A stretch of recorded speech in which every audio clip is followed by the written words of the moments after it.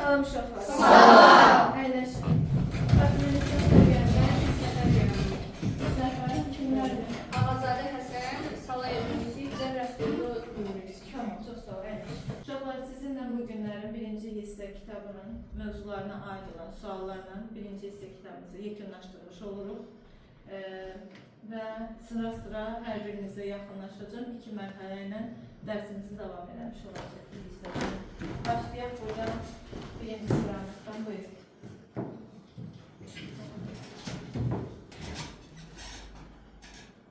Yerdə ən böyük seismik qurşaqlar hansılardır? 2 dənə seismik qurşaq var idi. Hansılardır? Cümləsən. Hansılardır?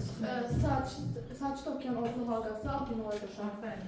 Bu məlumatlardır. Davam edirik. Lavrasiya və Gondvana qurları arasında yaranan qədim okean hansıdır?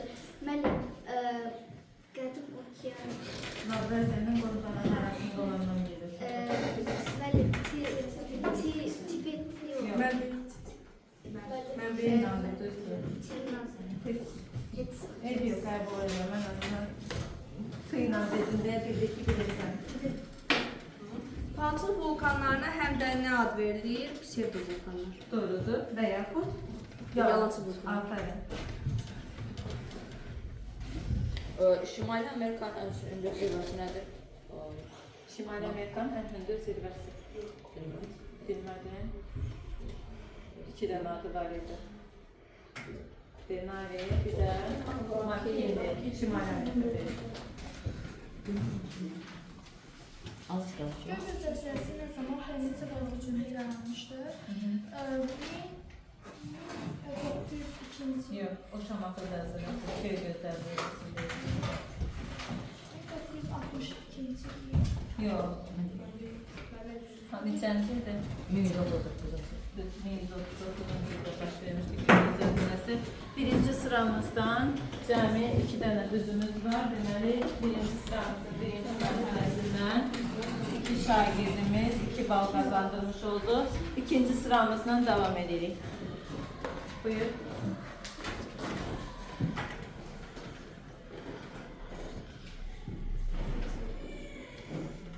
Düzenliler hündürlüğüne göre neçə yer bölünür və hansılardır?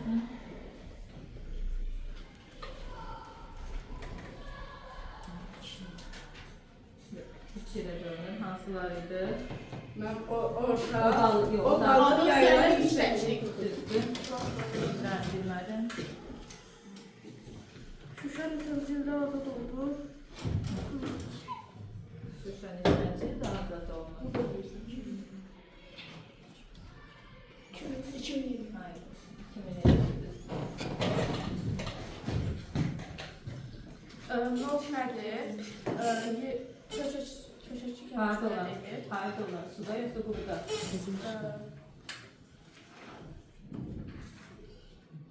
Suda olan. Suda olan, yəni okeanlarda olan əldə. Tamam. Sərt dalğaları nə deyilir? Seismik dalğalar. Harda olan? Aysa, uzakta olan seismik dalgalar.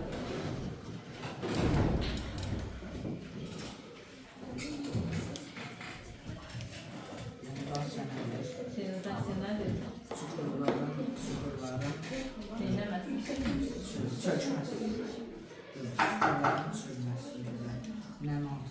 Yok, çürümür anlamı. Çukurların aşınması. Aşınır, sonra ne yiyelim? Toplamı. Toplama akümülasyonu. Mən aşınır, sonra başqa yerə ötürürüm. Ay sağ ol. Ötürmüş yani daşınır. Onu daşınan zaman denodasiya olur. Yanlış cevabıydı. Buyur. Şuşa şəhəri neçə metr hündürlükdə yerləşir? Aferin, doğrudur. Bu sıradan kimler doğru bir cevap verdi kaldırsın? 3 tane. Deməli ikinci sıramızdan 3 tane şagird 3 bal kazandırmış oldu birinci mərhələ üçün. Üçüncü sırayla devam edirik.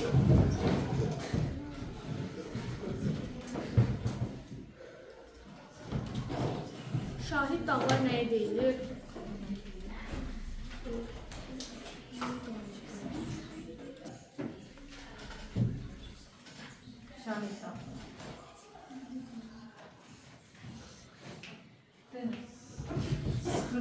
ibarət böyük qaya parçaları. Parçalanmış.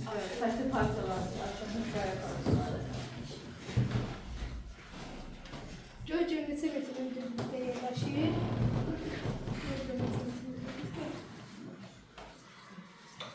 Dinlə. 1556. Ama bu sənədə olayla yerləşir. Bütün suallara tam hazırlaşmaq lazım. İnşallah. Yer kürəsində ilk su sahəsi hansıdır? Pantaras. Doğrudur.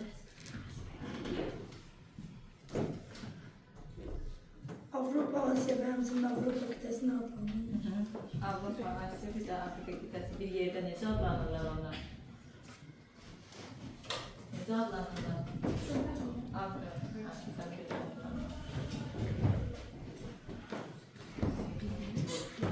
Avstraliya qitəsinin sahəsi neçə milyon kvadrat kilometrdir? Afrika, mən sahəsini eləməzsən. 8 milyon kvadrat. Qulaq asırıq. Azərbaycan hansı ölkələrlə həm sudan, həm də qurudan həmsərlik qurur? Həm su, həm quru. Yəni həm maşınla gedə bilirik, həm də gəmi ilə. Gürcüstan, Yox. Gürcüstan yalnız qurudur. İran. İran. İran və şimaldan hansı ölkədir? Yerdən danışmayın. İran və Rusiyadır, bəli. Amma bilən kimi cavab vermək var. Cənubi Amerikanın ən hündür zirvəsi nədir? Necə adlanır? Cənubi Amerikanın ən hündür zirvəsi necə adlanır? Aconcagua. Tamam. Şimdi üçüncü sıranın yekunlaşdıraq. Üçüncü sıramızdan doğru cevap verenler 2 nəfər oldu. Deməli, üçüncü sıramızdan 2 bal olarak kazanmış oldular. Dördüncü sırayla devam edelim. Devam edelim uşaqlar. Artıq okeanın sahəsi neçə milyon kvadrat Aktiv. kilometrdir? 11. 15 doğrudur. Qitə nəyə deyilir? Qurunun iri massivi. Düzdür. Dünyanın en güçlü aktif vulkanı hansıdır? Aksanı sualı. Bilənlər heç də demişim. Antarktidanın ən hündür nöqtəsi nədir? Antarktidanın ən hündür nöqtəsi Musa massivi. Aferin. Doğru. Hələ ki 3 düzümüz var. Yaşına görə də dağlar neçə yerə bölünür və hansılardır? Dağlar kiçik. Yaşına göre değil akıllar. Hündürlüğüne göre değil. Bilmem ne. Cavan, bir də Gel. Doğru. litosferin bölündüyü iki parçalar nə adlanır? Yok. Litosferin bölündüğü iri parçalar necə adlanır? Necə adlanır iri parçalar? Litosfer tabalar.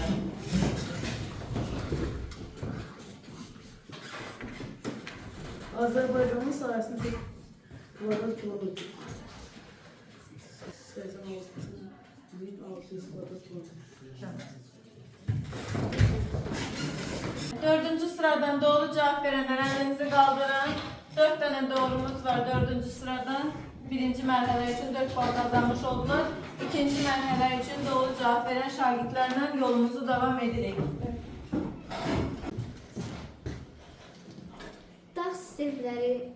dağ sistemləri nələr yaradır? Müəllim, Dağ nasıl oluyor bu? Dağ sistemler neler yaradır? müəllim. Dağ sistemləri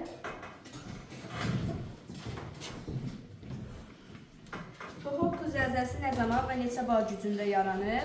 2011-ci ildə 8,9 magnituda. Doğrudur.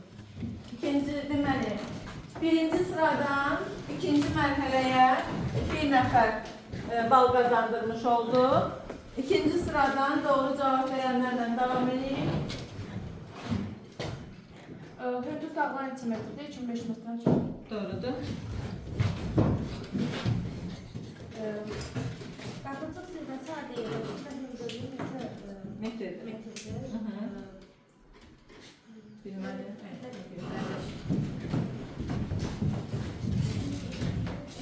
Zərbəyə nədir? Hesab klassının hərəkət etməsi. Biz aynı vaxt ərzində hərəkət edir.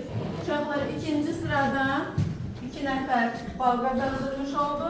Üçüncü sıradan 2 nəfərlə davam edirik.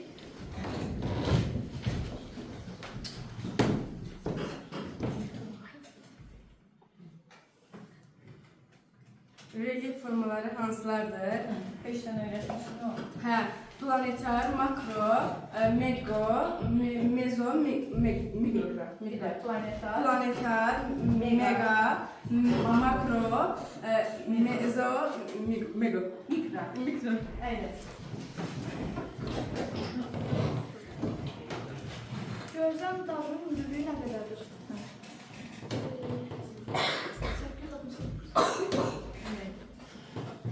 Gözde 868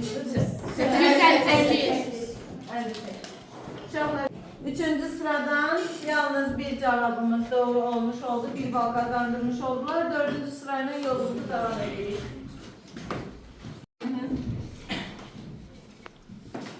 Dendasiya hündürlüyünə görə hansı düzəlişlər uyğun gəlir? Dendasiya yüksəklər yayılır. Aferin, doğru.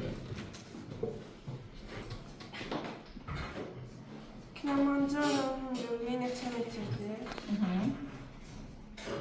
5000. 5000, 5000, 5700. 5000. 895.